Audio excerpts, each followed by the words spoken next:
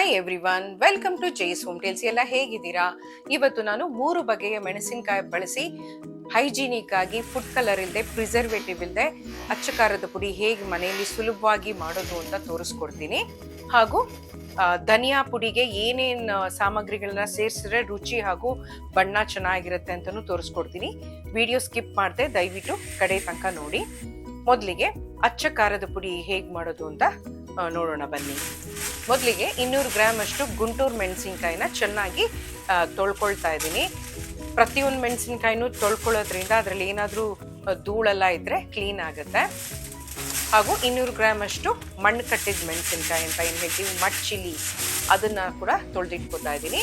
200 gram ಅಷ್ಟು ಬೇಡಿಗೆ ಮೆಣಸಿನ್ಕಾಯಿನ ಕೂಡ ಹೀಗೆ ತೊಳೆದು ಎಲ್ಲ ಬಿಸಿಲಲ್ಲಿ ಒಂದು ಇಡೀ ದಿವಸ ಒಣಗಿಸ್ಕೊಳ್ಬೇಕು. ಬಿಸಿಲು ಚೆನ್ನಾಗಿದ್ರೆ ಒಂದು ದಿವಸ ಒಣಗಿಸ್ಕೊಂಡ್ರೆ ಸಾಕಾಗತ್ತೆ. ಈ ವಿಂಟರಲ್ಲಿ ಏನಾದರೂ ಮಾಡಬೇಕು ಅಂತಂದರೆ 1-2 ದಿವಸ ಚೆನ್ನಾಗಿ ಒಣಗಿಸ್ಕೊಳ್ಬೇಕು. ಸ್ವಲ್ಪನೂ ತೇವಾಂಶ ಇಲ್ಲದೆ ಇರೋ ರೀತಿ ಒಣಗಿಸ್ಕೊಂಡು ನಂತರ ಪ್ರತಿಯೊಂದು ಮೆಣಸಿನ್ಕಾಯಿನೂ ತೊಟ ಸಮೇತ ನಾನಿಲ್ಲಿ ಹುರ್ಕೊಳ್ತಾ ಇದ್ದೀನಿ.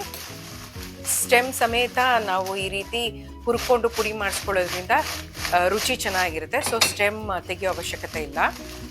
ಈ ರೀತಿ ಶಬ್ದ ಬರೋ ಥರ ಕ್ರಿಸ್ಪಿಯಾಗಿ ಹುರ್ಕೋಬೇಕಾಗತ್ತೆ. ಸ್ವಲ್ಪನೂ ತೇವಾಂಶ ಇಲ್ಲದೆ ಹುರ್ಕೊಳ್ಳೋದ್ರಿಂದ ಶೆಲ್ಫ್ ಲೈಫ್ ಚೆನ್ನಾಗಿರುತ್ತೆ, ಹುಳ ಬೀಳೋದಿಲ್ಲ ಬೇಗ. ಹಾಗೆ ಬೇಡಿಗೆ ಮೆಣಸಿನ್ಕಾಯಿನ ಕೂಡ ಹುರ್ಕೊಳ್ತಾ ಇದ್ದೀನಿ. ನಾನಿಲ್ಲಿ ಸಮ ಪ್ರಮಾಣದಲ್ಲಿ ತೊಗೊಂಡಿದ್ದೀನಿ ಬೇಡಿಗೆ, ಗುಂಟೂರು ಹಾಗೂ ಮಣ್ಣು ಕಟ್ಟಿದ ಮೆಣಸಿನ್ಕಾಯಿ. ಖಾರ ಕಮ್ಮಿ ಬೇಕು ಅನ್ನೋರು ಬೇಡಿಗೆ ಮೆಣಸಿನ್ಕಾಯಿ ಪ್ರಮಾಣನ ಜಾಸ್ತಿ ಮಾಡಿಕೊಂಡು ಗುಂಟೂರು ಮೆಣಸಿನ್ಕಾಯಿ ಪ್ರಮಾಣನ ಕಮ್ಮಿ ಮಾಡ್ಕೋಬೋದು. ಈಗ ಮಡ್ ಚಿಲ್ಲೀಸ್ ಅಂತ ಏನು ಹೇಳ್ತೀವಿ ಅದನ್ನು ಹಾಕ್ಕೊಂಡು ಹುರ್ಕೊಳ್ತಾ ಇದ್ದೀನಿ. ಇದು ಒಳ್ಳೆ ರುಚಿ ಕೊಡುತ್ತೆ. ಬೇಡಿಗೆ ಮೆಣಸಿನ್ಕಾಯಿ ಬಣ್ಣ ಕೊಡುತ್ತೆ ಹಾಗೂ ಗುಂಟೂರು ಮೆಣಸಿನ್ಕಾಯಿ ಒಳ್ಳೆ ಖಾರ ಕೊಡುತ್ತೆ. ಸೊ ಇದು ಸಮ ಪ್ರಮಾಣದಲ್ಲಿ ಹಾಕೊಂಡಾಗ ರುಚಿ ಚೆನ್ನಾಗಿ ಬ್ಯಾಲೆನ್ಸ್ ಆಗುತ್ತೆ. ಕ್ವಾಂಟಿಟಿ ಕಮ್ಮಿ ಇದ್ದರೆ ನಾವು ಮಿಕ್ಸಿಯಲ್ಲೇ ಪುಡಿ ಮಾಡ್ಕೋಬೋದು, ಇಲ್ಲಾಂದರೆ ಫ್ಲೋರ್ ಮಿಲ್ಲಲ್ಲಿ ಕೊಟ್ಟು ಪುಡಿ ಮಾಡ್ಕೊಂಡು ಜರಡಿ ಮಾಡ್ಕೊಳ್ಬೇಕು. ಯಾಕಂದರೆ ಬೀಜ ಅಥವಾ ಸ್ಟೆಮ್ ಏನಾದರೂ ಉಳ್ಕೊಂಡಿದ್ರೆ ಸಪ್ರೇಟ್ ಆಗಿಬಿಡುತ್ತೆ. ನೋಡಿದ್ರಲ್ಲ, ಒಳ್ಳೆ ಬಣ್ಣ ಹಾಗೂ ರುಚಿ ಇರುವಂತ ಅಚ್ಚ ಖಾರದ ಪುಡಿ ಸುಲಭವಾಗಿ ಮನೇಲಿ ಹೇಗೆ ಮಾಡೋದು ಅಂತ. ಈಗ ರುಚಿಯಾದ ಒಳ್ಳೆ ಬಣ್ಣ ಇರುವಂತ ಧನಿಯಾ ಪುಡಿ ಹೇಗೆ ಮನೇಲಿ ಮಾಡೋದು ಅಂತ ನೋಡೋಣ. ಇಲ್ಲಿ ನಾನು 2 ಟೀ ಸ್ಪೂನ್ ಅಷ್ಟು ಮೆಂತ್ಯನ ಹುರ್ಕೊಳ್ತಾ ಇದ್ದೀನಿ ಬಾಂಡ್ಲಿಗೆ ಹಾಕೊಂಡು. ಇದು ಡ್ರೈ ರೋಸ್ಟ್ ಮಾಡ್ಕೋಬೇಕು. ಲೈಟ್ ಪಿಂಕ್ ಆಗೋ ತನಕ ಹುರ್ಕೊಂಡ್ರೆ ಸಾಕು, ತುಂಬಾ ಕೆಂಪಾಗೋ ಅವಶ್ಯಕತೆ ಇಲ್ಲ. ಚೆನ್ನಾಗಿ ಹುರಿದ ನಂತರ ಒಂದು ಬೌಲ್ಗೆ ಟ್ರಾನ್ಸ್ಫರ್ ಮಾಡಿಕೊಂಡು 4ರಿಂದ 5 ಅರಿಶಿನ ಕೊಂಬನ್ನ ಸಣ್ಣ ಸಣ್ಣದಾಗಿ ಪೀಸ್ ಮಾಡಿಕೊಂಡು ಹುರ್ಕೊಳ್ತಾ ಇದ್ದೀನಿ. ಅದ್ರಲ್ಲಿ ಸ್ವಲ್ಪ ಕೂಡ ತೇವಾಂಶ ಇರ್ಕೂಡ್ದು. ಅರ್ಧ ಕಟ್ಟಷ್ಟು ಕರಿಬೇವನ್ನ ಹಾಕೊಂಡು ಹುರ್ಕೊಳ್ಬೇಕಾಗತ್ತೆ.